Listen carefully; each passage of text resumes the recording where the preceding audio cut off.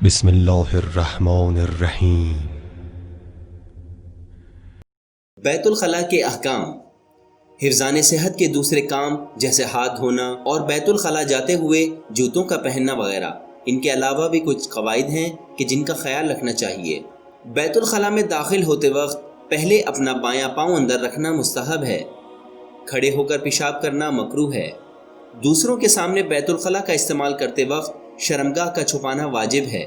بیت الخلاء استعمال کرتے وقت کعبہ یعنی قبلے کی طرف رخ نہ کریں اور نہ ہی پیٹھ۔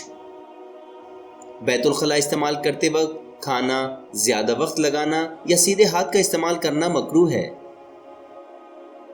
اس دوران غیر ضروری بات کرنا مکروہ ہے سوائے اس کے کہ آپ ذکر الہی کر رہے ہوں۔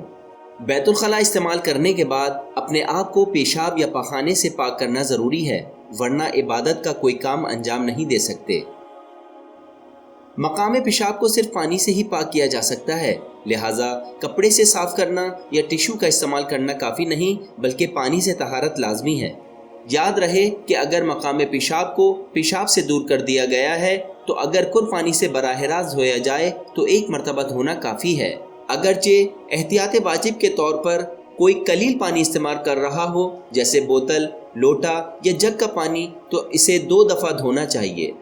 کچھ فقہا کے نزدیک مقام پیشاب کا 2 دفعہ دھونا واجب ہے۔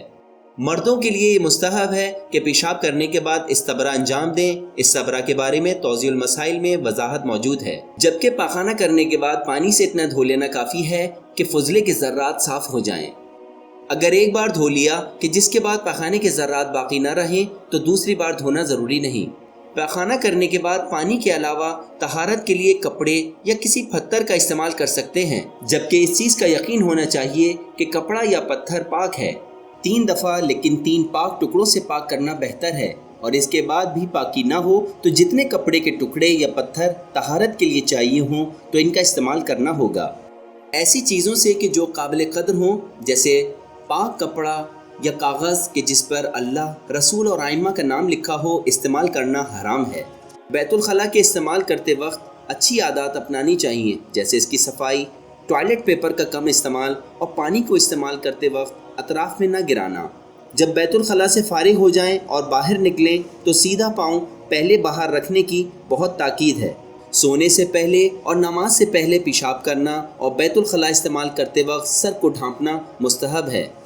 غور کیجئے، اگر نماز کے بعد آپ کو شک ہو اس بارے میں کہ آپ کی شرمگاہ پاک ہے یا نہیں تو نماز صحیح ہے، لیکن نماز کے بعد پاک کر لینا ضروری ہے۔